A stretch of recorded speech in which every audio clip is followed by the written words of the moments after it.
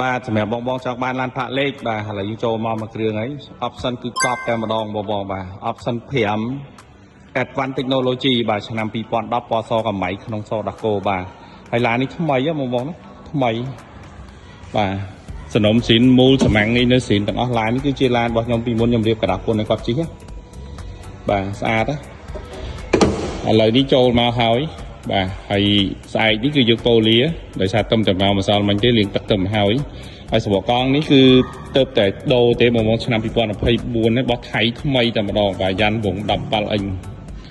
ហើយខាងក្នុងគឺពណ៌សដាកូមកឆ្កូតស្បែកពុះស្បែកណាបាទស្អាតតានីជូនឡានចេញពីដៃខ្ញុំកាលពីមុនណាខ្ញុំរៀបឲ្យគាត់ជិះមាន UV ហើយបាទគាត់យកមកដូរស៊េរីទេដូរឡើងឆ្នាំ2013ហើយឡាននេះស្អែកប៉ូលីហើយបាទតានីជូនបានឡានសំណុំមូលសម្ាំងនៅស៊ីនបាទកាយរៀបចំតិចតួចទៀតទេបងណាបាទមកមើលបានបាទអត់មានប្របាទេនៅមកមើលបានឡានខ្ញុំស្រួលទេស្អាតណាឡាននៅមួយគឺស្អាតតាហើយបងចង់បានកណ្ដាស់ពុនក៏យើងមានដែរនោះ010 option 5បាទ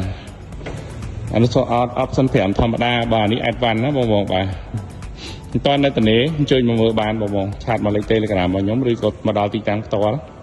បាទតនឡាននឹងនៅតានីស្អែកចូលប៉ូលីហើយអរគុណច្រើន